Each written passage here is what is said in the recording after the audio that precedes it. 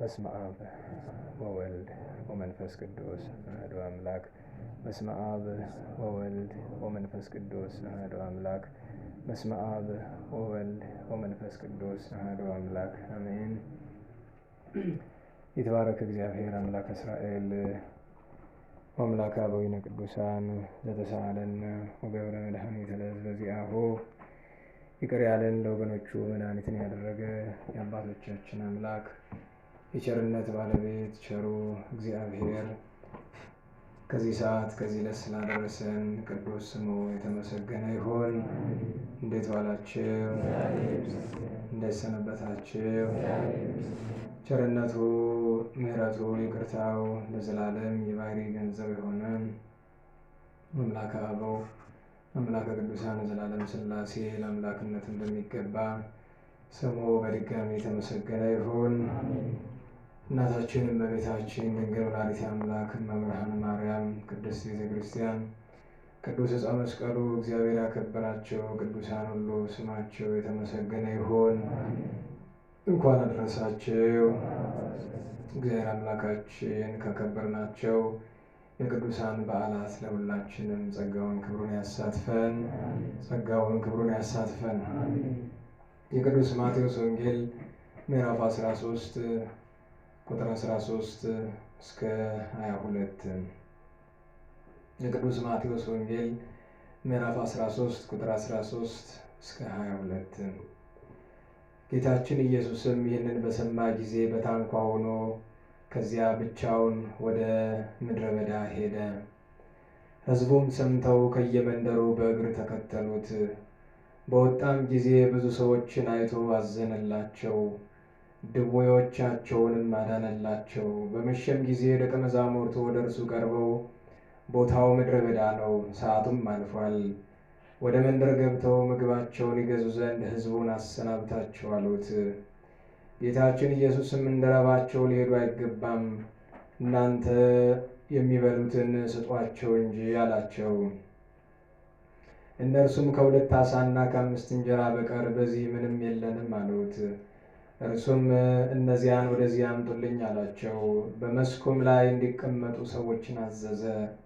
5ቱን እንጀራና 2ቱን ዓሣ ይዞ ወደ ሰማይ ተመለከተና ባርኮ ቆርሶ ለደቀ መዛሙርቱ ሰጣቸው። ደቀ መዛሙርቱም ለሕዝቡ አቀረቡ። ሁሉም በልተው ጠገቡ። የተረፈውንም ቁርስራሽ 12 መሶብ ሙሉ አነሱ። የበሉትም ከሴቶችና ከልጆች በቀር ወንዶቹ 5000 ያህሉ ነበር። ስለ ቅዱስ ቃሉ አምላካችን እግዚአብሔር ስሙ በድጋሚ የተመሰገነ ይሁን፣ የተመሰገነ ይሁን። ትምህርታችን ትኩረቱ የሚሆነው ሀበዎሙ ዘይበልዑ የሚበሉትን ስጧቸው የሚል ይሆናል። የሚበሉትን ስጧቸው።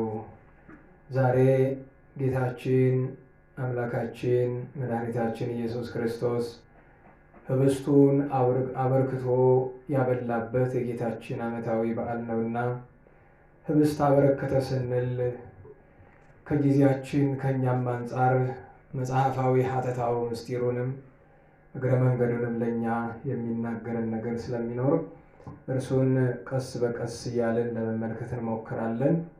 ሀበዎሙ ዘይበልዑ የሚበሉትን ስጧቸው ብሎ ጌታችን በዚሁ ምዕራፍ በቁጥር 16 ላይ ምዕራፍ 13 ቁጥር 16 ላይ የተናገረው የትምህርታችን መነሻ ይሆነናል። እንግዲህ ከሁሉ የሚቀድመው ስርዓት ነውና ስርዓት ተማሩ። ያችኑ መቋሚያ እሱ ላይ ያቆማት ማን ነው? ማን ነው? ንገሩኝ። አላየሽ? እሺ፣ ሌላ ማን ያቆመው? ለራሴ ክብር በመጨነቅ አይደለም፣ ግን የአስተማሪ መቋሚያ ተማሪ አይይዝም። ልትቆሙበት እንደያዛችሁ ታውቃለሁ። ከዚህ በፊት 2 ልጆች ይዛችሁ ስትቆሙ አይቻችኋለሁ። ይሄ ከባድ ድፍረት ነው። በነገራችሁ ላይ ድፍረቱ ከትንሽ ነው የሚጀምር። ይሄ የራሴን ክብር መብት ማስጠበቅ አይደለም። አሁን እናንተ እዚህ ያላችሁ ኢምንት ሰዎች፣ ኢምንት ምላችሁ በቁጥር ነው። ስላከበራችሁ የምትጨምሩ የምትቀንስሉኝ ነገር የለም። ስርዓት ግን ተማሩ። ባንመጥንም በቦታው እስካለን ድረስ በስርዓቱ መሰረት እንኳን ሌላ የሊቀ ዲያቆን መቆሚያ ሌላ አይቆምበትም። ያስተዳዳሪ ያስተማሪ ለምንድን ነው የሚደረገው? ቤተክርስቲያን የስርዓት ቤት ናት። ከዛ አንስቶ እዚህ የሚቆምበት ምንም ምክንያት የለውም። ስለማውቅ ነው እሱ እዚህ በፊት አንድ ሁለት ጊዜ አይቻለሁ። እና ያንን ማድረግ መቋሚያ ካስፈልጋችሁ አለ አይደል? በጣም ብዙ አምጡ ተውጡና እቺ መቋሚያ ትመርጣለች። በጣም ብዙ ጊዜ እጄ ይነካዋል። እጄ ምን እንዳለው እንግዲህ ምንም የለውም። በእርግጥ ግን ምን እያልኩ እንደሚይዘው እቺን የምታደርጉ ከሆነ እኔ የምሰራውን መስራት አለባችሁ። ምህላ ላይ ስቆም ምን እያልኩ ምህላ እንደማደርስ እኔ ያውቃለሁ። እኔ አባቶቼን ነክቼ አላውቅም። እኔ መምህሮቼን ነክቼ አላውቅም። ያዝልኝ ካልተባልኩ በቃ እንዲምላችሁ ስለያዛችሁ የራሴ መቋሚያ አለኝ እኮ እሱን አምጥቼ ቆማለሁ። ግን ስርዓት ተማሩ። ለዛ ነው ዛሬ አልይዝም መቋሚያ ያልኩ፣ ስርዓት እንድትማሩ።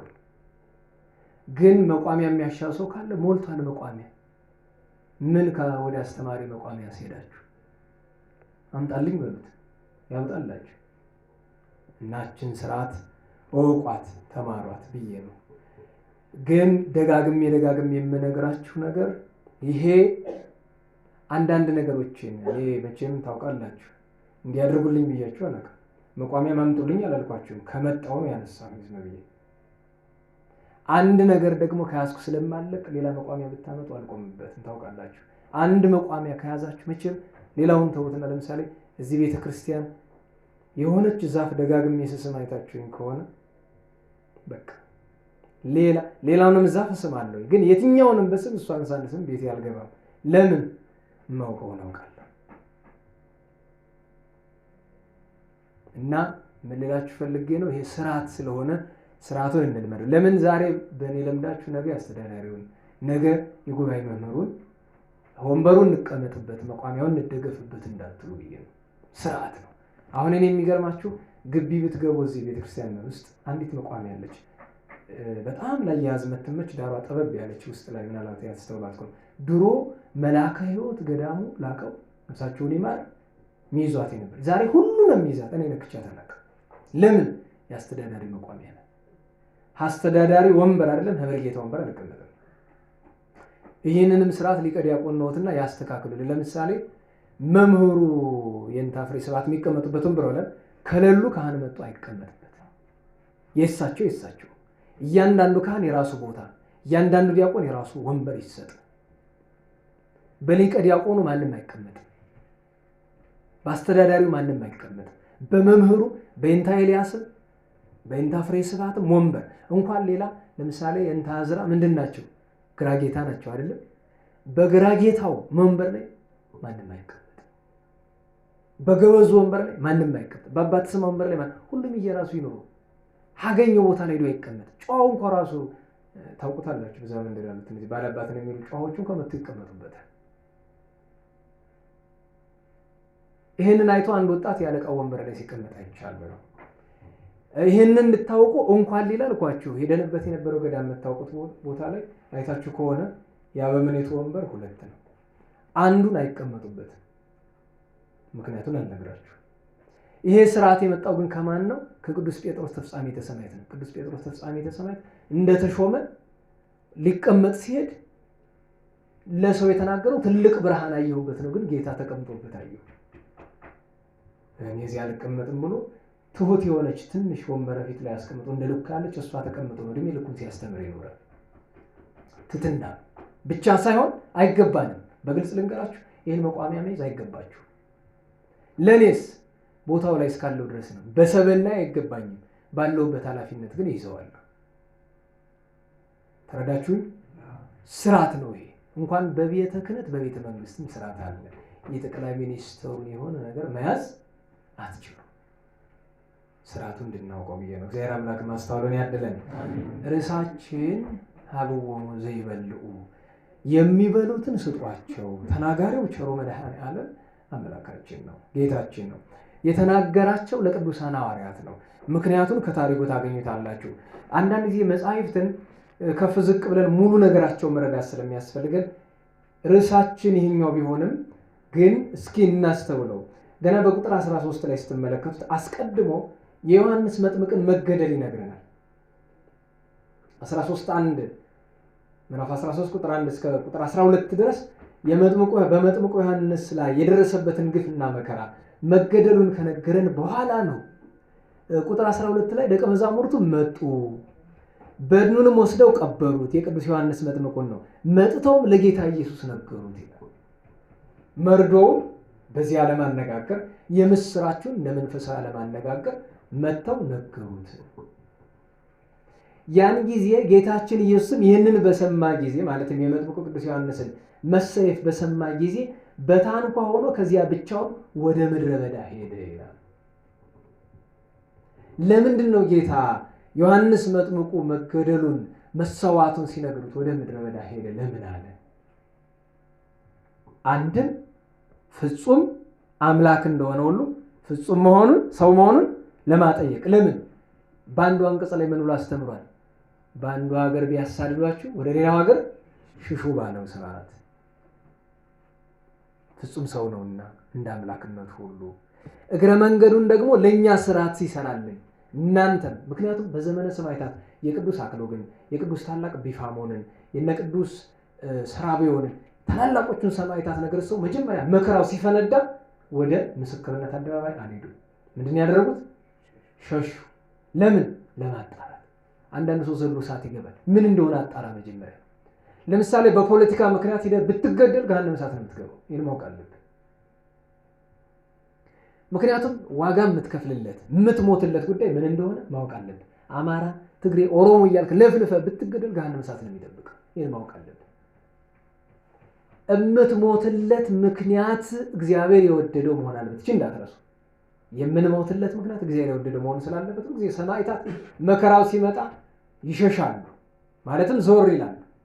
ከዚያ ቀጥሎ መተው ለእውነት መስክረው ሰማዕትነት ይቀበላሉ። ሌላኛው ምክንያት ከጌታ ስር ያሉ የቅዱስ ዮሐንስ መጥምቅ ደቀ መዛሙርት አሉ። የሱ የነበሩ በጣም ቅርብ የሆኑ ለምሳሌ ዮሐንስ ወንጌላዊ፣ ለምሳሌ እንድርያስ፣ ለምሳሌ ቅዱስ እስጢፋኖስ በጣም አዘኑበት። ሲያያቸው በጣም አዘነዋል። ስለዚህ በሐዘንተኛ ልማድ እነሱን ለማጽናናት ወደ በረሃ ይዟቸው ሄደ፣ ወደ ምድረ በዳ ወሰዳቸው። ከዚያ ህዝቡ ሰማና ረቢ ይሉት ነበር። እዛ ዘመን መምህር ወዴት ሄደ ነው የሚባለው። ዛሬ በነገራችን ላይ መምህር የሚለው ቃል በጣም የሚከብደው በዛ ነው። ጌታንም መምህር ቅዱስ ኒቆዲሞስ ምንድን ያለው? ረቢ ነው ያለው። ሐዋርያቱም በዮሐንስ ወንጌል ምዕራፍ 9 ላይ ኒቆዲሞስ በምዕራፍ 3 ላይ ቅዱስ ኒቆዲሞስ ረቢ ነአምር ከመ እምኀበ እግዚአብሔር መጻእከ ከእግዚአብሔርነት ከእግዚአብሔር አብ ከእግዚአብሔር ሕልውና እንደመጣ እናውቃለን መምህር ሆይ አለው። ሐዋርያቱም ረቢ በኃጢአተ መኑ ተወልደ ዝንቱ ዕውር፣ ይህ አይነ ስውር እንደዚህ ደረቅ ግንባሩን የተፈጠረ በማን ኃጢአት ነው? ረቢ መምህር ሆይ ብለውታልና እዚህም ላይ መምህር የት ሄደ ብለው ሲሉ አይ ወደ መስክ ወጥቷል ወደ ምድረ በዳ ብሎ አሏቸው። ህዝቡም ይህንን ሰምተው ከየመንደሩ በእግር ተከተሉት። የምትለው ቃል ትወደዳለች። በምን? በእግር ተከተሉት። እቺ ጥሩ ስርዓት ናት። መምህራንን አባቶችን ከሁሉ በላይ ደግሞ ቸሩን ፈጣሪ በምን መከተል ይገባል? በእግር። እቺ ሰው ሰራሽ እግዚአብሔር ተረፋታል። ቅድም እያሟረትኩባት ነበር። እቺ ልባሷን አወጣኋት። ለምን? ሸክሙ ከበደኝ። ኋላ ግን አንድ ፈረንጅ ሀገር የመጣች ሰው ስታናግረኝ አይ ኧረ እኔ እንደው የሰው ስጦታ ስለሆነች ቶሎ ተሰብራ በተገላገልኳት ብዬ ነው። ሳያት የሰጠኝ ሰው ትዝ እያለኝ። በጣም መጥፎ ነው ለአስተማሪ። ውለታ እያሰበ ማስተማር መምከር አይችልም። እና ሞባይሉን ሳየው የሆነ አንዳንድ ሰው የሰጠኝን ሰው ሳየው ላኪው ትዝ ይለኛል። ለላኪው ጥሩ ሊሆን ይችላል። ከዚያ ቀጥሎ የሚደረገው አንዳንድ የአገልግሎት ስርዓት ላይ ስሙ ይጠራለት ይሆናል። ለእኔ ግን ይሰቀኛል። ሳይ የውለታ ስሜት ይሰማኛል። እና እያሟረቱባት ነበረ። ግን ሰልበች ብሏት ነው መሰል ልትወድቅ ስትል ያዝኳት በትምህርት መሀሉኝ። መቼም እንግዲህ በእግር ተከተሉት ይላል። ዛሬም ቢሆን በጣም አስፈላጊው ነገር አባቶቻችን በእግር መከተል ነው። በእግር መከተል ማለት ምን ይባላል? ፍለጋ መከተል ምንድነው? ሐዋርያት ተለው አሰሮ ሐዋርያት የጌታ ምን ተከተሉ? ፍለጋ። መንገድ ስትሄዱ የማታውቁት መንገድ ከሆነ የሰው ይሁን የአውሬ ምን እያያችሁ ነው የምትሄዱ? ኮቴ። በሄደበት መንገድ ለመሄድ ኮቴ። የሰውና የአውሬ ይለያል። ስለዚህ በእግር ተከተሉት ይላል። አንድም በእግር መሄድ ምን አለው? ድካም አለው። የዚህ ዘመን ትውልድ ትልቅ ህመማችን ምንድነው? ድካም አንፈልግም። ለሁሉም ነገር ምንፈልገው ምንድነው? ቀለል ያለው። ተውትና ለምሳሌ ጎንደር ከአባታችን ገብረ ኪዳን ከአባታችን የእንተ ሊቀ ሊቃውንት አልፎም ተርፎም ከኛ ጉባኤ የማይመጣው ለምን ሲባል ቴሌግራም ላይ አገኘዋለሁ የሚላል፣ ዩቲዩብ ላይ አለ። ምን አደከመኝ የሚል እዛኛው ጉባኤ ስማር ዩቲዩብ ላይ የሚጭነው ልጅ ጉባኤ ሲያልቅ መጥቶ ድምጿን ይስጡኝ ይላል። ለምን ስለው ልጭ ነው ዩቲዩብ ላይ አልሰጠህም። ላንተ ካልጠቀመ ለማን ይጠቅማል? እሱ አሁን ሐሳቡ ምንድነው? አይ እኔ እኮ አለ ከቤቱ ሄጄ መጀመሪያ ላይ ሙሉን አድምጬ ነው። አይሆንም። እዚህ ቁጭ ብለህ አንተ ስራ ፈትተህ ተቀምጠህ ያልተማርከው ትምህርት ቀርጸህ ቤት ወስደህ አይጠቅምም። ለምን? ሩቅ ነው የሚሆነው፣ ራቁት ነው። መንፈስ እግዚአብሔር መንፈስ ቅዱስ በአንተ ላይ እንዳያድር የሚያደርግ ትምህርት ነው። ትምህርት ተቀርጾ ሊሆን የሚችለው እድሉ ለሌላቸው ሰዎች ብቻ ነው። ቃል እግዚአብሔር በቀጥታ ለማግኘት እድሉ ለሌላቸው ብቻ ነው። ወይ ታሞ ለተኛ እንጂ የተቀረጸ ሰማለሁ ብሎ ነገር የለም። ጉባኤ ላይ የእግዚአብሔር መንፈስ አለ። እቤት ሆነህ ስትሰማው ግን አታገኘው። ለአጋንንት ፈተና ትጋለጥበታለህ። እና ድካም ያለውን ነገር መምረጥ መልካም ነው። በእግር ተከተሉት አለ። ከዛ በወጣም ጊዜ ብዙ ሰዎችን አይቶ ወደ ምድረ በዳ አዘነላቸው። ይሄ በጣም መጨረሻ ላይ ምንድነው ራሱ ጌታ ያዘው ቃል ምንድነው? ሀብወሙ ዘይበሉ የሚበሉትን ስጧቸው፣ አዘነላቸው ይላል። በነገራችሁ ላይ ማዘን ሐዘኔታ የዓለማችንን ቁጥር አንድ ሽፍታ የዓለማችን ቁጥር አንድ ጻድቅ ብቻ ሳይሆን ገነትን ከፋች አድርጎታል። ደመ ማኅተም ይዞ ጥጦስን ከአዳም አባታችን ከጻድቁ የጻድቃን ራስ ከተባሉ ከአብርሃም ከይስሐቅ ከያዕቆብ ዛሬ ወራዊ ባላቸው የነገስት ጻድቃን አለቃ ከተባለ ከቅዱስ ዳዊት እንደርሱ ያለ ነብይ አይነሳም ከተባለ ከቅዱስ ሙሴ ፍጥረትን ከሚያዘው ከቅዱስ ኤልያስ ከሌሎቹም ቀድሞ ከነዚህ ሁሉ ጻድቃን ቀድሞ ገነት የገባ ለምንድን ነው? ዘርፈው ሲሄዱ ዞር ብሎ እመቤታችን አይቶ ምን አለላት ይላል? አዘነላት አለ። ዛሬ ኢትዮጵያውያን ያጣነው ነገር ምንድን ነው? መተዛዘን። ማን ለማን ያዝናል? ማን እስኪ መንግስት ለህዝቡ ያዝን፣ ህዝብ ለመንግስቱ ያዝን። እኔ የሚገርመው በመንግስት ብቻ ትፈርዳላችሁ እንጂ ለመንግስቱ ትራራላችሁ? እስቲ እንደው በሞቴ እንደው ተስቶች መቼም ሆን ብሎ የሚያደርገው መቼም አይኖርም። ተስቷችሁ ለዶክተር አብይ ልብ ስጥልን ብሎ የጸለየ ሰው አለ? ደህና ዋላችሁ? ኧረ እንዴት ዋላችሁ? ክርስትና ስሙ ገብረ ስላሴ ነው። ያው ምን ጊዜ ገብረ ስላሴ ነው ብለው ብዬ ነው። እግዚአብሔር ቢያድለው ልብ ቢሰጠው ትጸልያላችሁ? ቆይ አይደለም አረ እንደው ተው መጸለዩ ታዝኑለታላችሁ? እያሳረደን እየገድ ምናምን ትላላችሁ አይደለ? አታዝኑለትም? ይሄን ሁሉ ሰርቶ ገሃነመ እሳት ሲገባ አያሳዝንም? እንዴት ዋላችሁ? አያሳዝንም? ንገሩኝ እንጂ እኛን ቢያርደን እኮ ቀላል ነው፣ ቢያሳርደን እኮ ቀላል ነው። እሱ ለዘላለም አጋንንት ሲያርዱት እኮ ነው የሚኖሩት። ለሚሊየን ለቢሊየን ለትሪሊየን ዓመት እኮ አይደለም፣ ቁጥር የለውም እኮ። ያሳዝናል እኮ፣ ልናዝንለት ይገባል። ከሁሉ በሚገርም ደግሞ ግን ለራሳችን ማዘን አለብን። አሁን ይህ ዘመን ትውልድ ለራሱ አያዝንም። ለራስ ማዘን ምንድን ነው? በሉ ነገሩ ንስሐ መግባት። ለነፍሳችሁ እስኪ ዘኑላት፣ ለነፍሳችን እንዘንላት። በዘላለም እሳት እንዳትቃጠል እንዘንላት። እና ጌታን አዘንላት። የጌታ ሐዘኔታ ምን ቁጥር አለ? ጌታችን እንኳን እሱን ሊጠይቁ መጥተው ለተራቦት ይቅርና መስቀል ላይ ተሰቅሎ ያ ሁሉ ስቃይ ያየ ለማን ነበር የሚያዝን? ለሰቃዮቹ። አባ ሰረይሎ አባቶ ይቅር በላቸው። የሚገርማችሁ ነገር እኛ ሰዎች ሲበድሉን ምንድን ነው የምንል? ሰዎች ሲበድሉን አውቆ አልሞ አቅዶ እኮ ነው እንዲያደርግ ነው የምንላል። እሱ ግን በነገራችሁ ላይ ጌታን በአጋጣሚ የሰቀሉት ወይ ስራዬ ብሎ አስበው ተዘጋጅተው ነው? አስበው ተዘጋጅተው ነው። እሱ ግን ምን ይል ነበር? ኃጢአታቸውን እየሸፈነ ባለማወቅ ነው። በዘያእምሩ ይገብሩ እስመ ዘያእምሩ ዘይገብሩ የሚሰሩትን እኮ አላወቁትም። በእርግጥ አንድም አላዋቂነት አለባቸው። ምንድነው? ፍጡር መስሏቸዋል። ፈጣሪ መሆኑን ቢያውቁ ጫፉንም አይነኩት። ያንን ነው ማስተዋል።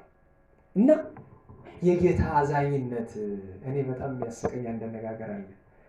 ቁርአን ስታነቡ ሁልጊዜ አላህ የሚለውን ቃል ከመጥራቱ በፊት ሩህሩህ አዛኝ ይላልና ግን ሙሉ ቁርአኑ ላይ ምንም አዛኝነት አይታይም። ጠቅላላ አረመኔነት ነው። በቃ ያንን መጽሐፍ የአረመኔነት መጽሐፍ ግን ሲጀምር በሩህሩህ በአዛኝ አላህ ሩህሩህ ነው አዛኝ ነው ይላል።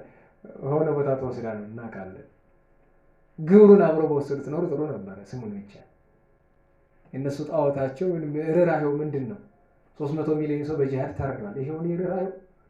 ዛሬም ዓለም እየተጨነቀች ያለች በጽንፈኛ እስላሞች ነው፣ በአሕዛብ ነው። ይሄው ርህራሄው አንድ ክርስቲያን የገደለ ጀነት ከፈትለታል አይደል? ይሄውን አዛኝነት 72 ሴት ይሰጠዋል አይደል? ይሄውን አዛኝነት በገነት እንዲዘሙት በእነሱ ጀነት እንጃ እነሱ ጀነት የሚሏት ምን እንደሆነች እግዚአብሔር ያውቅላቸው። እግዚአብሔር ግን አዛኝ ነው። በእውነት እግዚአብሔር አዛኝ ያልሆነበት ምን አንቀጽ አለ? ምን አንቀጽ አለ? በነገራችሁ ላይ ተግሳጽ እግዚአብሔር በእውነት እግዚአብሔር የሚገስጸን ስለሚያዝንልን እኮ ነው። መጽሐፍም ይላል እስመ ለዘአፍቅረ እግዚአብሔር ይገስጽ። እግዚአብሔር የሚገስጽ ማንን ነው? የሚወደውን ነው። ለምን? በዘላለም እሳት እንዳንቃጠልበት። ተውትና ከአዛኝነቱ ብዛት ሊያመጣብን የፈለገውን መከራ እኮ እንዴት ያደርገዋል? ገባ ወጣ ያደርገዋል። ያመጣውና ይመልሰዋል። ያመጣውና ይመልሰዋል። ልክ አንዳንድ ደግ ወላጅ አንዳንድ አለ ዝም ብሎ ባገኘው ዝንጣፊ አናቱን የሚል ወላጅ እንደሱ ሲሆን አንዳንድ ወላጅ አንዳንድ የማይማታበትን ትልቅ ዱላ ይዞ መጥቶ ልጁ ሲርበደበት ጨፍ አድርጎ ነካ አድርጎ ይተዋል። ቢመታው ሊጎዳበት ነው ደግሞ ጨርሶ ቢተውም ሊበላሽበት እና አዘነላቸው ይላል። ከዛ አዝኖም አልቀረ ድዌዎቻቸውን ሁሉ ፈወሰላቸው። በቃ ይሄ በጣም ትልቅ ሀብት ነው። ምን ምግብ ማን ቁም ነገር አለው? ድዌዎቻቸውን ሁሉ ፈወሰላቸው አዳነላቸው ይልና በመሸም ጊዜ ደቀ መዛሙርት ወደ እሱ ቀርበው ቦታው ምድረ በዳ ነው፣ ሰዓቱም አልፏል፣ ወደ መንደር ገብተው ምግባቸውን ይገዙ ሕዝቡን አሰናብታቸዋል ይላል። ይሄን ሲናገሩ ያስመሰግናቸዋልም ያስነቅፋቸዋልም ይላሉ መተርጉማን። ያስመሰግናቸዋል ለሕዝቡ አዘነ፣ ምክንያቱም ምግብ የለም። ስለዚህ ጦማቸው እንዳያድሩ ይሄዱና በመንደር ይመገቡ ብለዋል። ይሄ አስመስግናቸዋል። ያስነቅፋቸዋል የተባለውስ ምንድነው ቢሉ በአዋቂ ልማድ በዘመድ ልማድ ዘመድ የሆነ እንደሆነ በቅርብ ሰው ልማድ ይላሉ። ለምሳሌ ቁጭ ብላችሁ ይሄ ወንበር እንደ መንበረ መንግስቱ ጉባኤ ሲጨርስ ለምሳሌ ወደ ቢሮ ይመላለሳል እንበል። ከዛ እኔ ሁሉም ሰው ሁለት ሰው ብቻ ስትቀሩ ሁሉም ሰው ይውጣ እዚህ ጉባኤ ሂዱ ቤታችሁ መሽቶባችኋል ብዬ ስል ምን ትላላችሁ? ይሄ ሰው ይሄን ሁሉ ወንበር ሊያሸክመን ነው ማለት ነው። ምክንያቱም የግድ መሄድ አለበት። ጭንቅላት ያስባል እንደዚህ። ቅዱሳን ሐዋርያትን መተርጉማን ምን ይላሉ? አይ ዕዳ ልንገባ ነው፣ ይሄን ሁሉ ሰው መግቦ ያለን እንደሆነ መቼም እኛ ነን ዕዳ የምንገባው፣ ግዙም ብንባል ከተማ ሩቅ ነው ብሎ በቅርብ ሰው በዘመድ ልማድ እንዲህ አሉ። ግን ርኅራኄያቸው ይበልጣል። ቀጠለና ጌታ ኢየሱስም አሰናብት ሲሉት ካንተ ዘንድ ስደዳቸው ነው። ጌታ ግን ከእሱ ጋር እንዲቆዩ ይፈልጋል። እውነት ለመናገር ታውቃላችሁ፣ እውነታች እንደምታዩት አጠቃላይ ስንት ሺህ ናቸው? ነገሩኝ። 5000 ማለት የአምስት ገበያ አንድ ገበያ ህዝብ በአማካኝ 1000 ነው ተብሎ ስለሚታመን፣ ግን 5000 ሳይሆኑ በአማካኝ ከ15000 በላይ ናቸው እዛ የነበሩት። 5000 ማለት ወንዶቹ ናቸው። ቢያንስ እንኳን አንድ ወንድ አንድ ሚስት ብትኖረው አንድ ልጅ ቢኖራቸው ከሚስት ከልጆቻቸው ጋር ነው የመጡት። ምክንያቱም ብቻቸውን አይደለም። ዘመኑ ዘመን አጸባ ስለሆነ አብረው ነው የሚንቀሳቀሱት። የችግር ዘመን ነበር። በትንሹ 15000 ሰው እና አሰናብታቸው ሲል እሱ ማሰናብት አልፈለገም። ልጆቹ ናቸው፣ ፍጥሮቹ መንጎቹ ናቸው። ግን 5 ገበያ ሕዝብ ታውቃላችሁ የመጡበት ምክንያት የተለያየ ከመነሻው እንታውቁት ነው። የ5 ገበያ ሕዝብ ከ10 አህጉር ከብዙ መንደር ተውጣጣው የ5 ገበያ አክል ሕዝብ ይከተሉት ነበር ይላል መቅደመ ወንጌል። እነዚሁም የተለያየ ምክንያት አላቸው። አንዳንዶቹ መልክ ለማየት ነው አላችሁ። ምን ለማየት? ቤተ ክርስቲያን የጥሩ የዲያቆን ድምፅ ለመስማት የሚመጣ ሰው የለም? ቅዳሴ ዋለ ስንት ነው የቅድሳት ሚል የለም አለኩ። አረ እንደው ተውት፣ እንደው ጉባኤ መልክ ለማየት የምትመጡ የላችሁ? እንዴት ባላችሁ? እንደው መልካም ሰባኪ ለማየት አትመጡ እህቶቻችን? እግዚአብሔር ቸር ነው ባይሆን ሁሉም ሰባኪ ነን ጨምሮ ቆርቆ እንዳፊት አደረገን እንጂ አውቃለሁ ድሮ የምትመጡ ነበር። ዛሬ እንኳን እግዚአብሔር ይመስገን ቆርቆ። ድሮ ግን አውቃለሁ በጣም እኔ ብዙ ገጥሞኛል። አንዲት የቄስ ልጅ ነበረች የካህን ልጅና ጎረቤቷ ሁሉ ጊዜ ቤተክርስቲያን በጣም ይወዳል ይሳለማል። እና አንድ ቀን ካህኑና ልጅቱ ከቤተክርስቲያን ተሳልመው ሲመለሱ መንገድ ሊያገኛቸውና ደህና አደራችሁ ብሎ ኩታውን ጥፍጥፍ አድርጎ ትከሻው አድርጎ አብሯቸው ተመለሰ። ልጄ ወዴት እየሄድክ ነበር? ቤተክርስቲያን። እና ምን ነው ተመለስክ? ቤተክርስቲያን ፈልጌው መደው መንገድ ሊያገኘውት እኮ። ምን ፈልገህ ነው የምትሄድ? ያው መቼም እሷማ ያ ብቸኛው ቦታ እሱ ነው ብዬ ነው። ከዚያ ውጭ አትገኝ። ደግ ሴት ናት። ቤተክርስቲያን ነው የምትገኝ። ሴት ለማየት ጉባኤ መጣችሁ አታውቁም? አዎ እናውቃለን እኮ ብዙ ማህበር ፈርሷል አይደል? በሴት በወንድ ምክንያት። እዚህም ትንሽ አልተናወጻችሁ ነው ወቅት እናውቃለን። አዎ እግዚአብሔር ምሯችሁ ነው። አዎ ምስጢር አላወጣም ማን ብዬ እንጂ አውቃለሁ በሴት በወንድ ተናውጻችሁ እንደነበር። አዎ ማለፉ ደግ ነው፣ ትምህርት ይሆናችኋል። ጥንቃቄን የመሰለ መድኃኒት የለም። ጥንቃቄ ነው ትልቁ መድኃኒት። እና መልክ ለማየት ይመጣሉ። ግን ደግሞ መምጣታቸው በአንድ ጎን አያስነቅፋቸውም። ለምን? ቅዱስ ዳዊት ይሴኒ ላህዩ ሙሉ ደግሞ አለሚያ እንዴ የጌታን መልክ ማየት እኮ ያጠግባል። እኔ ቸሩ መድኃኔዓለም እንደዚህ ዘመን መጣ ቢባል ከዚህ በኋላ ዳግም ነው የሚመጣው፣ አንድየው ነው የሚመጣው። ግን ያ ዘመን ላይ ደርሼ የመጀመሪያ መልኩን ለማየት ከሚሄዱት አንዱ መሆን አይቀርም። ለምን? የመጀመሪያው የሚያጠግብ መልኩ ነው። የድንግል ማርያም እና የሱን የቸሩ መድኃኔዓለም መልክ ማየት ያጠግባል። እጸግብ በርእዮቱ እንዳለ በማየት እጠግባለሁ። መልኩን ለማየት እኩሌታው ደዌ ያለበት ነውና ፈውስ ይፈልጋል። እኩሌታው ረሃብተኛ ነውና ምግብ ይፈልጋል። እኩሌታው ደግሞ የቃሉን ትምህርት መስማት ይፈልጋል። እነዚህ ጦሮቹ ናቸው ዋናዎቹ።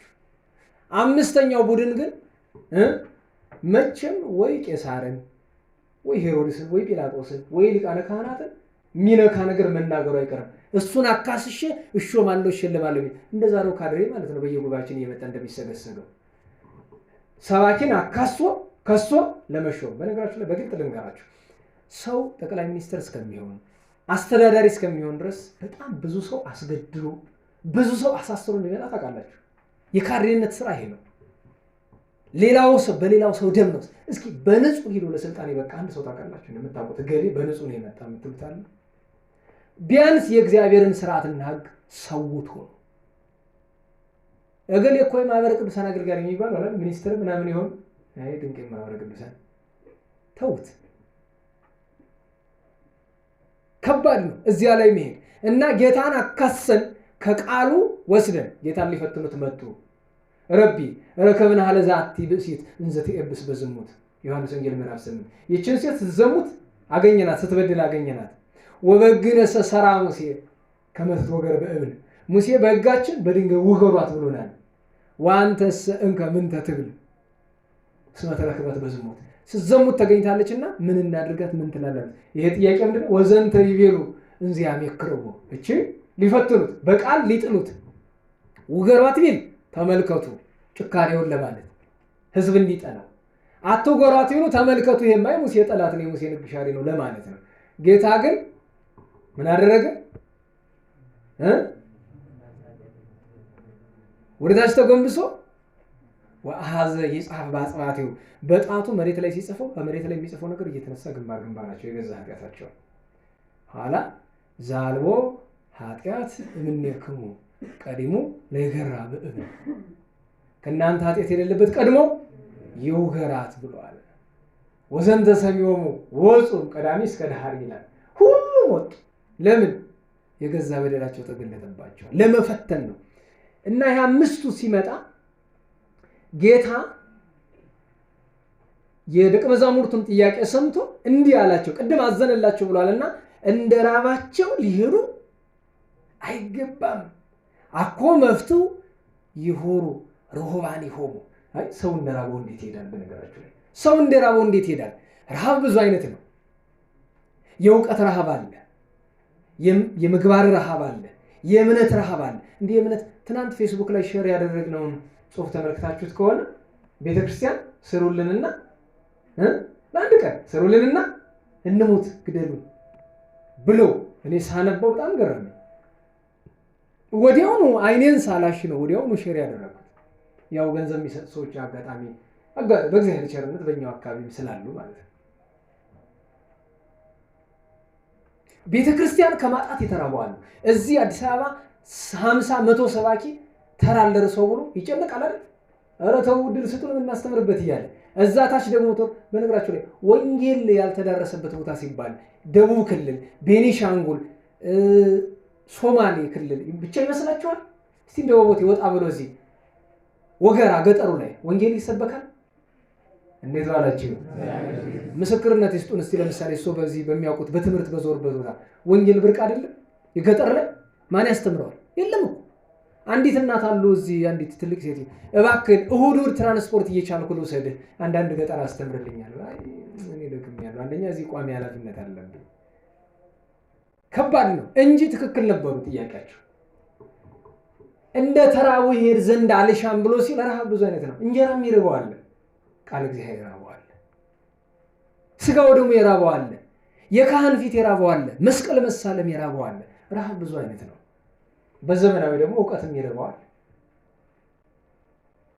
ለዛ ነው እንደ ተራቡ ሊሄዱ አይገባም አለና እናንተ የሚበሉትን ስጧቸው እንጂ አላቸው። እናንተ እንደ ተራቡ የሰው ረሃቡ ብዙ አይነት ነው። ለሰው ሁሉ እንደ ረሃቡ አይነት የሚበላውን መስጠት ይገባል። መቼም ጌታ እዚሁ የማቴዎስ ወንጌል ምዕራፍ 5 ላይ እንዲህ ብሏል አይደለም? በቁጥር 7 ላይ ብፁዓን መሐረያን የሚምሩ አረ እንዴት ዋላችሁ? እንዴት ዋላችሁ? የሚምሩ በሉ የሚምሩ ብፁዓን ናቸው ይምሯቸዋልና። እንግዲህ ሰው እኛ ምህረት ካላደረግን ሥላሴ ለኛ ምህረት አደረጉ። የሚገርማችሁ ብዙዎቻችን ምህረት በደላችን ይቅር በለን በደላችን ጨርሶ ይቅር አይለንም። ለምን? እኛም የበደሉንን ይቅር እንድንል የሚለው ምህረት 3 አይነት ነው ተብሎ ተምራችኋል አይደል? ምህረት ስጋዊ፣ ምህረት መንፈሳዊና ምህረት ነፍሳዊ። እንዳትረሱ። ስንት ጊዜ ተምራችሁላ አታስታውሱት? አንድ በሉ። ኧረ በሞት ይበሉ። ምህረት ስጋዊ፣ 2 ምህረት መንፈሳዊ፣ 3 ምህረት ነፍሳዊ። ወይም በሌላ አነጋገር የወጣኒ ምህረት፣ የማዕከላዊ ምህረት፣ የፍጹማን ምህረት ይባላል።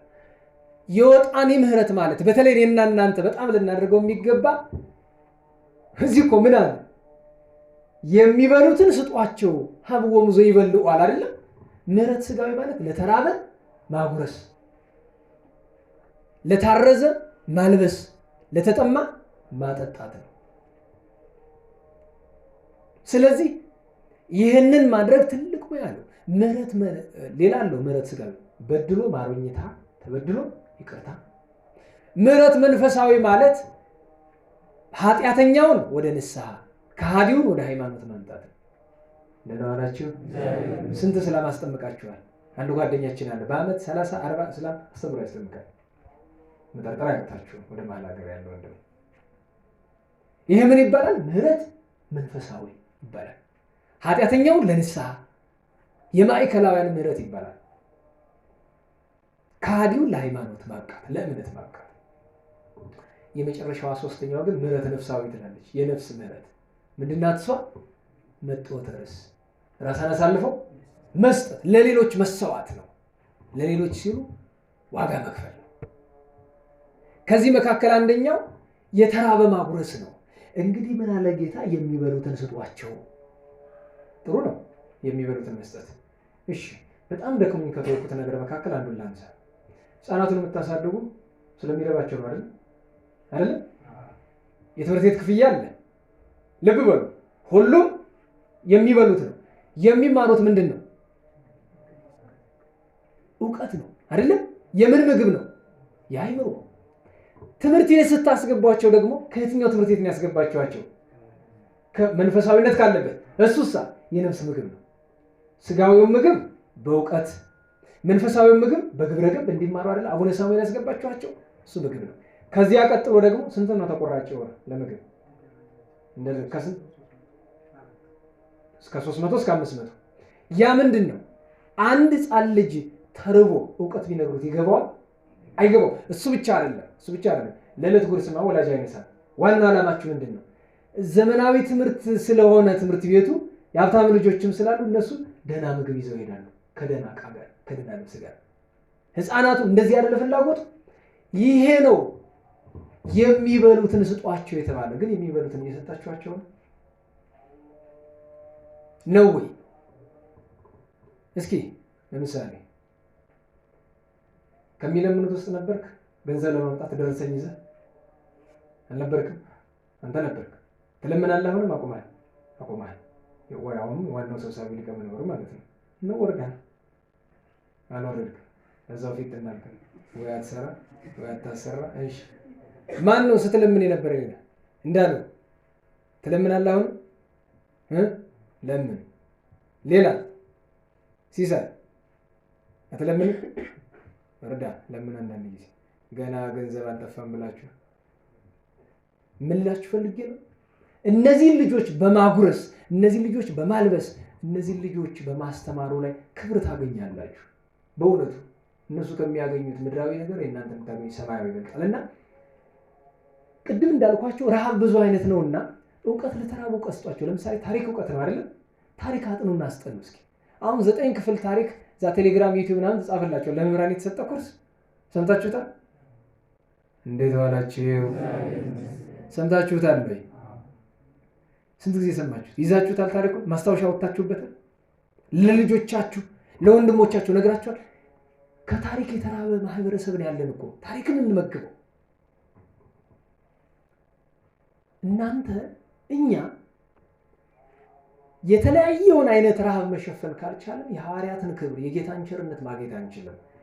እንጀራ ለተራቡ እንጀራ እንስጣቸው፣ ልብስ ለተራቡ ልብስ እንስጣቸው፣ እውቀት ለተራቡ እውቀት እንስጣቸው፣ ታሪክ ለተራቡ ታሪክ እንስጣቸው፣ እምነት ለተራቡ እምነት የሚያውቁበትን መንገድ እንስጣቸው።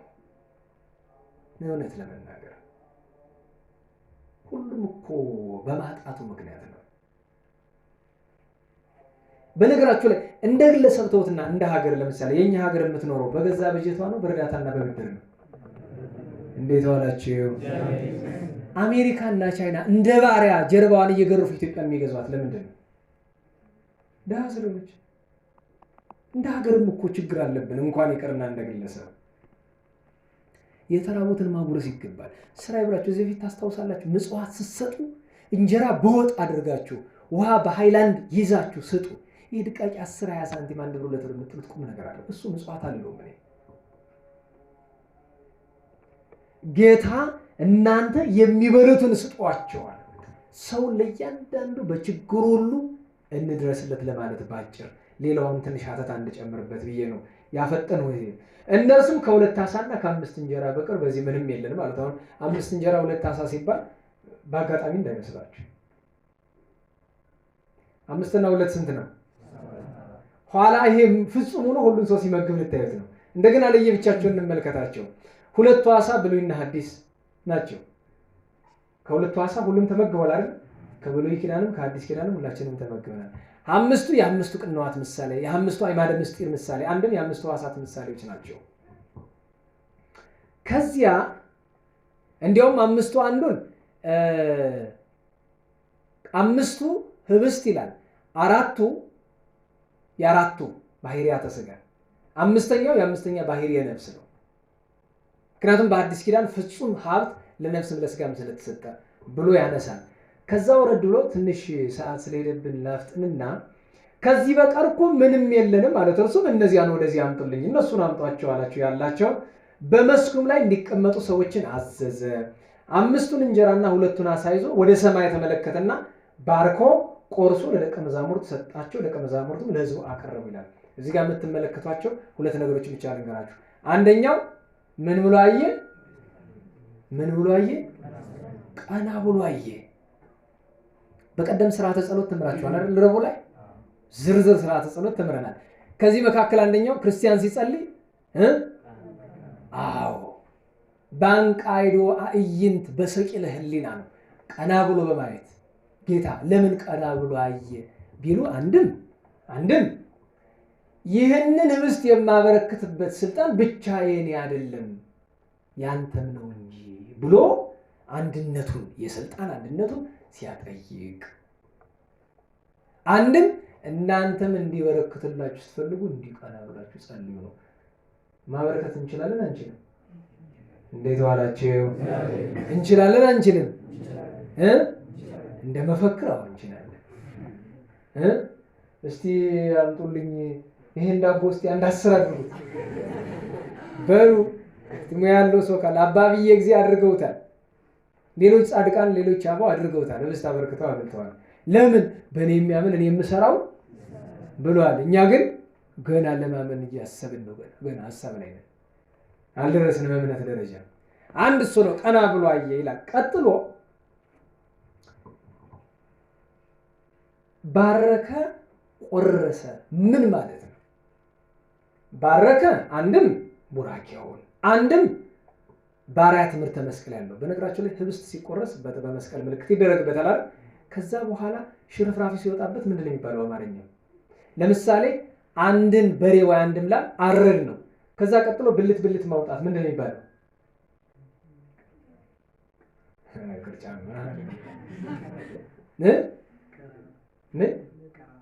ቀረበት። ይኸውላችሁ ባረከ ይልና ቀጥሎ ፈተተ የሚል ግዕዝ ቃል ካገኛችሁ አጠቃቀነ ይባላል።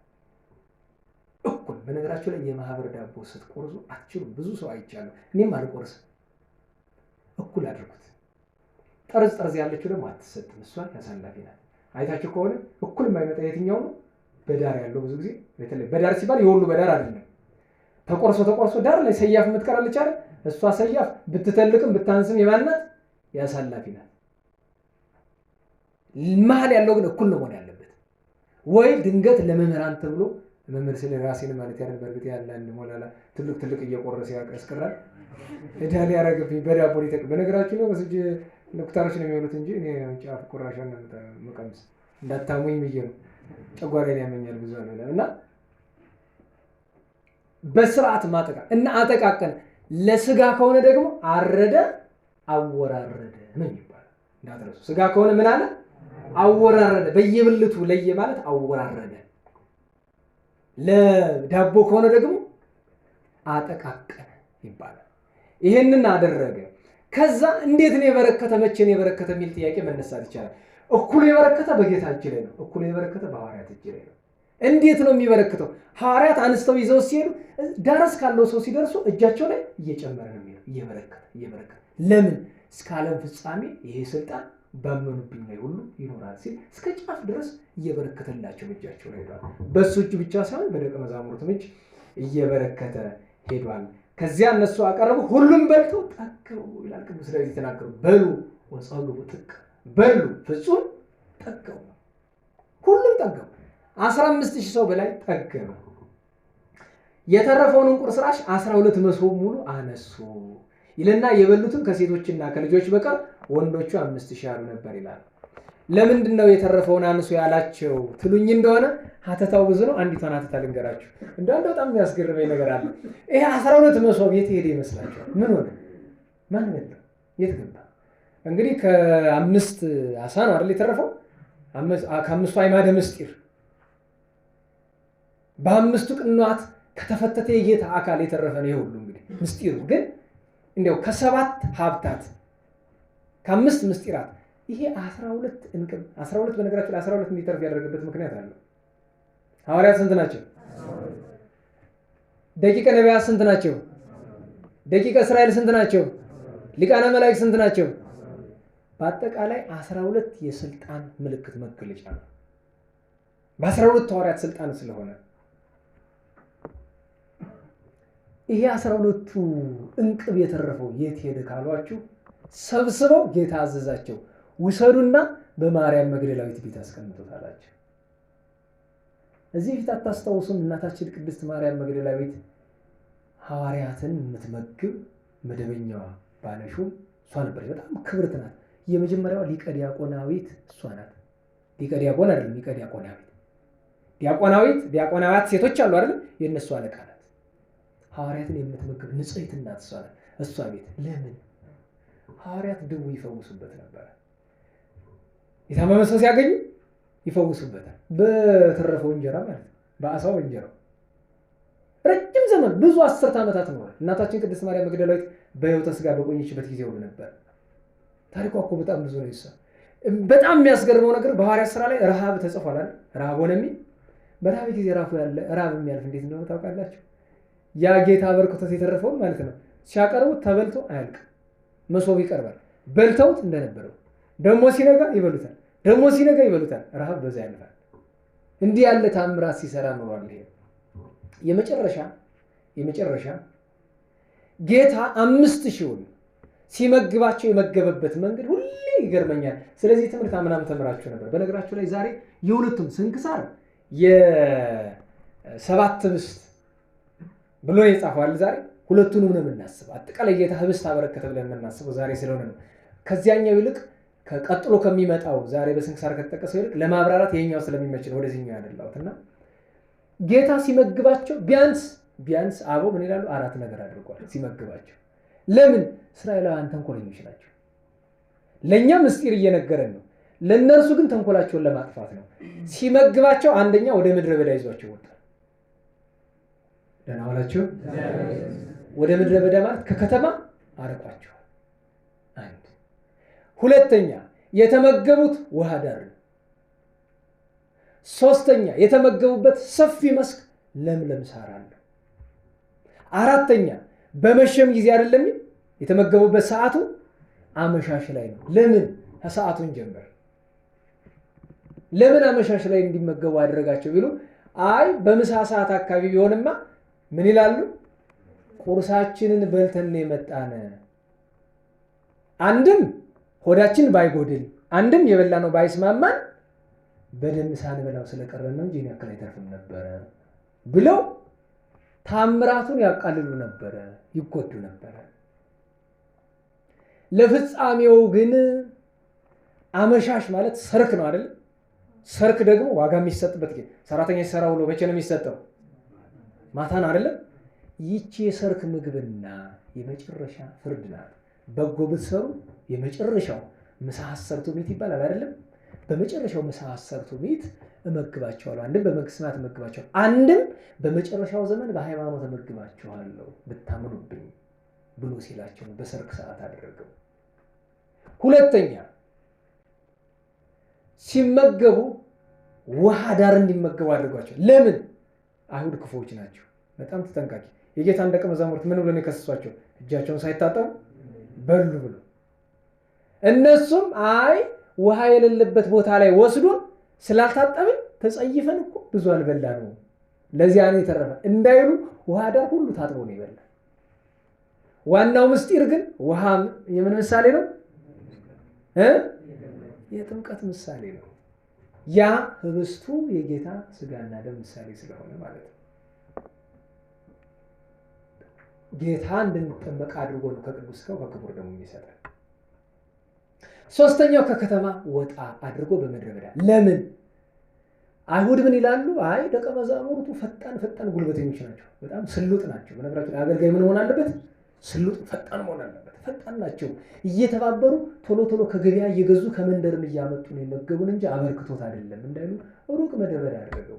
ዋናው ምስጢር ግን አንድም በምድረ በዳ የመገባቸው አባቶቻችሁን 40 ዘመን በምድረ በዳ የመገቡኳቸው እኔ ነኝ ለማለት፣ አንድም ምድረ በዳ ከከተማ ውጭ ነው አይደል? ወይም ከዓለም ውጭ ነው።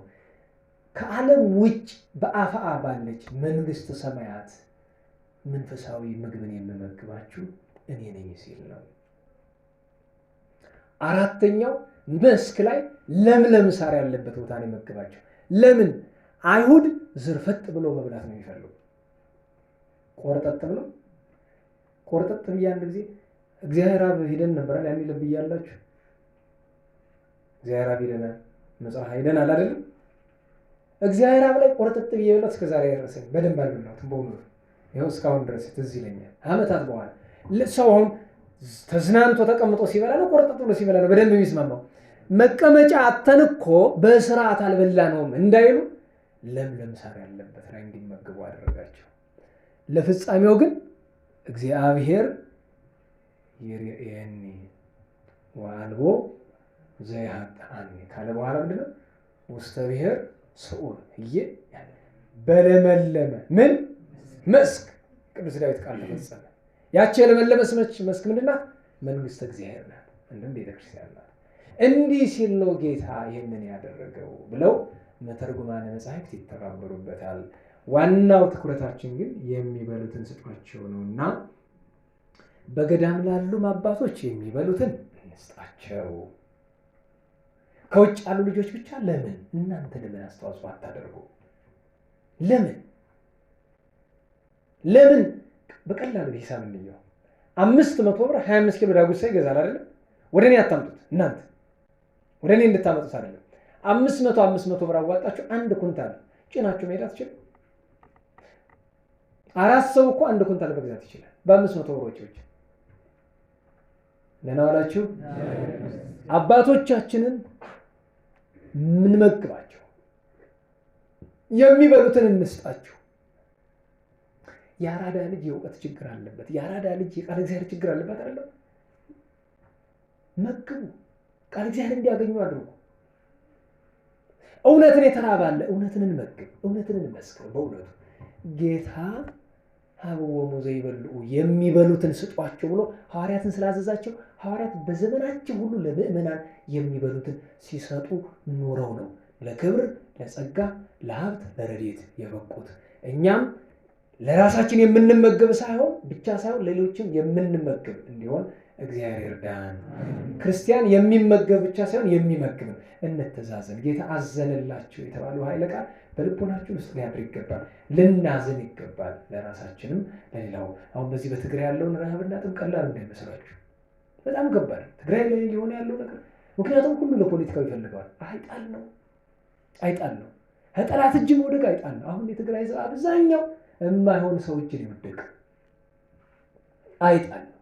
ረሃቡ ጥሙ ቀላል አይደለም። እንተዛዘን። ቢያንስ እንኳን ተውትና ወገኖቼ እናንተ ምንም ማድረግ አትችሉናል፣ ቢያንስ አናዝን። እንዲያው በእንተ ቅድሳት ሲሉ እንዲያው ሊቀር ያቆኑ በእንተ ርሁባን ወጽሙዓን እናስተብቁ ከመ እግዚአብሔር የሀቦሙ ሲሳዮሙ ዘለለ ዕለቱ አይደለም? የዕለት ምግባቸውን ይሰጣቸው ዘንድ ስለተራቡ በትግራይ በቤኒሻንጉል በወለጋ በሌላም ስፍራ ስላሉ ወገኖቻችን እንማልዳለን የምትለው ሰርክ ዕለት ብንጸልይ ምን አለ? በነገራችን በእንተ ቅድሳት በቅዳሴ ብቻ የሚጸልይ ጸሎት እኮ አይደለም፣ የግል ጸሎትም ነው እኮ ይጸልያል በግል እኮ። ይህንን ማሰብ አለብን። ስለዚህ ለተራቡ ለተጠሙት ማዘን አለብን። ይህንን ማወቅ ስላለብን ይህንን የምናገረው። ዛሬ ቅዱስ ዮሴፍ አይሁዳዊ ስንክሳር ከፊሉን ታሪክ ተርኮታል። እመቤታችን ድንግል ማርያም ከሰዓት ያደነችው ሲጫወቱ ሰፊ ታሪኩ ምንድን ነው? ቀረባል ክርስቲያኖች ይጫወታሉ። እሱ አይሁዳዊ ነው። መጀመሪያ ትምህርት ልማር ብሎ አልቀሶ የክርስቲያን ትምህርት ወራ ኋላ እረኞች ጋር ሊጫወት ሲል አይ አንተኛ ጋር ተጫወት። ለምን? አረማዊ ነህ አንተ፣ አይሁዳዊ ነህ፣ አንፈልግህም። እና ታዲያ እንደናንተ ልሁን በቃ ምንድን ነው እንደናንተ መጠመቅ አለብን። እና እንዴት ልጠመቅ? እና እናጠምቅሃለን። ምን ችግር አለ? ኩታሮች እኮ ናቸው። ኋላ ላይ ወስደው አጠምቀከ በስመ አብ አጠምቀከ በስመ ወልድ አጠምቀከ በስመ መንፈስ ቅዱስ ብለው አጠመቁት። መብራቱ ጠፍቷል፣ ድምፅ ዋጋው ግን አለ አይደል? የዛኛው መስመር ነው ታይቶ ነው በዛኛው ያረክ እና አጠመቁት። የሚገርማቸው የሥላሴ ስራ ሥላሴ አብሮ ልክ እንደ ቅድስት ሳራ አንጾኪያዊት አጥምቆት አለክ። ኋላ በሌላ ቀን ተመልሶ ሲመጣ ቅዳሴ ሲገባ ምን ልታረጉ ነው ሲላቸው ህፃናት ልንቆርብ አጥምቃችሁኝ ልታረ የማልቆርብ ብሎ ገብቶ ቆረበ። ቆርቦ ሲወጣ ሰውነቱ ሁሉ ብርሃን አቤት ሲሄድ አባትየው በጎ መዓዛ ሸቷል። ብርሃን ምን ሆነ ነው? ኧረ ምንም አላደረኩም። ምንድነው ሲሉ እንደዚህ አጥምቀውኛል፣ እንደዚህ አዋረድከኝ ይልና ወስዶ ምንዳደ ብለን የሚባላል የቤተ ብሌን ድሮ ሻወር ቤት ወሸባ ቤት ወይም ውሽባ ቤት ውስጡ እሳት ነው የሚነድበት አይታችሁ እንደ ዳቦ ቤቱ አይነት ማለት ነው። ቀቀለው እዛ ውስጥ 3 ቀን ሙሉ እንደውም 7 ቀን ነው የሚለው በሐተታ ሲነገር። እናት ልጇ ጠፋ ኋላ መጨረሻ ላይ እሳት ውስጥ ነው ተባለ እየተባለ ሲከፈት ቁጭ ብሎ እሳት ማለት እሱ ያለበት ዙሪያ ቀዝቃዛ ናት እና ከፍተው አይ ደረስንልህ ሲሉት ኧረ ባልመጣችሁ በተሻለ ነበር። ለምን ንግስቲቱ ትታኘለች እናንተ ስትመጡ ለካ 7 ቀን ሙሉ መቤታችን አቅፋ እየመገበች ሆናለች። ከፍቅሯ የተነሳና ዮሴፍ አይሁዳዊ ወልደ ማህው የእመቤታችን ወዳጅ ከሆነ ታላላቅ ጻድቃን አንዱ ዛሬ ረፍቶ የምናከብርለት ምናይ ነው። 28 ዓመት እዚያ በኋላ ምን ነው በጽኑ ተጋድሎ ኖሯል። አይሁዳውያን እነዚህ ያሉትን ሁሉ እንዲጠመቁ ያደረጋቸው እሱ ነው በሀገሩ። እነ ቅዱስ አካው ሰይጣን ጆሮውን ይዞ መከራውን ያበላ፣ እነ ቅዱስ ቀሌምንጦስ 7 ጊዜ ሞቶ የተነሳው ሰማዕት፣ እንደ ቅዱስ ጊዮርጊስ ትናንት ስንክሳር ሲነበታችሁ ከሆነ በ7 አክሊል እግዚአብሔር የከለለው ቅዱስ ሰው ነው። የነገውን በዓል እንዳትረሱ። ነገ በጣም ብዙ በዓላት አሉ። ስንክሳር ያነሳው ጻድቃነ ዴጌ ወይም ዳጓ ብሎ ቅድም የሰማችሁት ጻድቃነ ዳጓ ነገ ነው። ቃል ኪዳን አላቸው። ነገም በ30 በዓላቸው ነው። የዴጌ ጻድቃን 3000 ናቸው እንድናከብራቸው። ሌላው ገብረ ናዝራዊ ዘቃውንት ይላል ገድላቸዋለኝ እኔ ገድላቸው ዘደብረ ሐረይ ክዋን የሚላቸው ቃውንት ይባል ነበር። ሌላ ገዳም ነበራቸው ጥንት እና አባ እስጢፋኖስ እና ቅድስት አክሳኒ ስንክሳር አንስቷቸዋል። ስንክሳር ያላነሳቸው አሁን ውጭ ስዕል እየተሰራ አይታችኋል አይደል? የአቡነ ታዲዮስ ነገ ነው ሰማዕትነታቸው። አቡነ ታዲዮስ ዘጸላለች አምና ታስተውሱ ከሆነ እንዲህ ወቅት ላይ አዲስ አበባ ነበርኩ። ከዛ ሄደን ገዳሙ አክብረን የመጣነው ትልቅ በረከታቸው። ይሄ የምትመለከቱት ስዕል አድኖ የአቡነ ታዲዮስ የገዳሙ የራሱ ነው። ይሄ ፊት ለፊት የምታዩት ትልቁ ስዕል አድኖ ከፍ አድርግላቸው። ይሄ ገዳሙ ነው። ይሄንን ስዕል አድኖ እዛው ገዳሙ የነበረ የአቡነ ታዲዮስ ስዕል ከተባለ ይሄን የሚታወቅ እዛው ገዳማቸው ሰማዕትነት የተቀበሉበት ቦታ ላይ እና እዛ ሄደን እያለን አንዲት እናት እንድንሄድ ያስገደደችኝ እናት ስለማክበር የገዳሙን ስዕል አንስተው ሰጡ። አብሮ ይወርገን እሷ ደግሞ ኧረ ይሄ ለኔ አይደለም ብላ ሰጠች። ይሄው ይዘነው መጣን። ይሄው ዓመት ሆኖ ከመጣ ነገ ዓመታዊ ረፍት በዓላቸው ነው እንድናከብራቸው። ገድላቸውን አታገኙ ይሆናል እኔ ጋር ግን አለ። እግዚአብሔር አምላክ የጻድቁን በረከት ያሳደረብን የ30ንም የነ ክርስቶስንም የነ ቅድስት ኦርኒ የነ ቅድስት የሶስቱ ሕፃናት እናት የቅዱስ ሶፊያን በዓላቸውን እንድናስብ አደራ። ጉባኤ ኤፌሶን በአንድ ስለሆነ እሱንም እንዳንረሳ ለማለት ነው።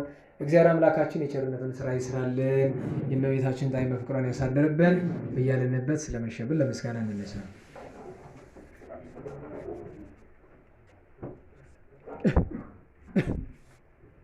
በስመ አብ ወወልድ ወመንፈስ ቅዱስ አሐዱ አምላክ አሜን። የቸርነት የምህረት የይቅርታ የመግቦት ባለቤት የአባቶቻችን አምላክ ቸሩ እግዚአብሔር ቅዱሳን አባቶችን ቅዱሳት እናቶችን እንዳጸና እኛንም እንዲያጸናን ኃጢአታችን ይቅር እንዲለን የቸርነቱን ስራ እንዲሰራልን ስሙን ቀድሰን ክብሩን እንዲያወርሰን ከእመቤታችን ጣዕመ ፍቅሯን ከቅዱሳን ሁሉ ጸጋ በረከት እንዲያሳትፈን የሞቱ ወገኖቻችን እንዲምርልን ሕያዋን እንዲጠብቅልን በኃይለ መስቀሉ እንዲጠብቀን የወገኖቻችንን መከራ በሩቅ እንዲያደርግልን ለጸሎት በቆማችሁ ጊዜ አስቡን አትርሱን ያሉን ሁሉ በይቅርታው እንዲያስብልን ይልቁኑ ወለተ ጻድቅን አጸደ ማርያምን ወለተ መስቀልን ወለተ ሥላሴን ወገኖቻችን በቸርነት እንዲያስብልን የሞቱ ወገኖቻችን ገብረ ማርያምን ወልደ ማርያምን ኃይለ ገብርኤልን በአብርሃም በይስሐቅ በያዕቆብ አጠገብ እንዲያኖርልን የሰላም አምላክ ሰላም እንዳሳድረን ከንጹሐን በረከት ከፍሎ በኃይለ መስቀሉ ጠብቆ ሰላም እንዲያሳድረን ቅዱስ ስሙን አቡነ ዘበሰማያት ብለን እንጥራ። ይትቀደስ ስምከ ትምጻእ መንግሥትከ ወይኩን ፈቃድከ በከመ በሰማይ ከማሁ በምድር ሲሳየነ ዘለለ ዕለትነ ሀበነ ዮም ኅድግ ለነ አበሳነ ወጌጋየነ ከመ ንሕነኒ ንኅድግ ለዘአበሰ ለነ ኢታብአነ እግዚኦ ውስተ መንሱት አላ አድኅነነ እምኩሉ እኩይ እስመ ዚአከ ይእቲ መንግሥት ኃይለ ስብሐት ለዓለመ ዓለም። በሰላመ ቅዱስ ገብርኤል መልአክ እግዝእትየ ማርያም ሰላም ለኪ ድንግል በኅሊናኪ ወድንግል በሥጋኪ እመእግዚአብሔር ጸባኦት ሰላም ለኪ ቡርክት አንቲ እምአንስት ወቡሩክ ፍሬ ከርሥኪ ተፈሥሒ ፍሥሕት ኦ ምልዕተ ጸጋ እግዚአብሔር ምስሌኪ ሰአሊ ወጸልዪ ለነ ምሕረተ በፍቁር ወልድኪ ኢየሱስ ክርስቶስ ከመ ይስረይ ለነ ኃጣውኢነ ተማሂፀነ ብኪ ስብሐት ለአብ ስብሐት ለወልድ ስብሐት ለመንፈስ ቅዱስ ይእዜኒ ወዘልፈኒ ወለዓለመ ዓለም አሜን። እግዚአብሔር ይስጥልን። ስብሐት ለእግዚአብሔር ልዑል ወለወላዲቱ ድንግል ወለመስቀሉ ክቡር ዕፀ ሣህል አሜን።